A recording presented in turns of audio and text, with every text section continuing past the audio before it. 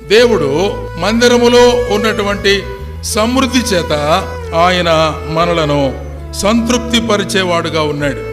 లోకంలో సంతృప్తి దొరకదు, దేవుని మందిరములో మనము సంతృప్తి పొందుతూ ఉంటాం.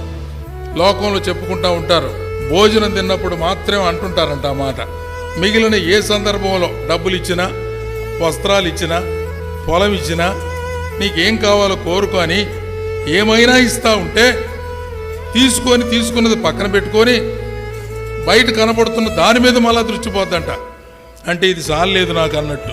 ఒకే ఒక అంశములో భోజనం చేసిన తర్వాత తృప్తిగా తిని చాలు, సంతృప్తిగా ఉన్నాను, ఇంక నేను తినలేను అని మాత్రం అనగలుగుతారు లోకంలో, లోక సంబంధమైన విషయాలలో.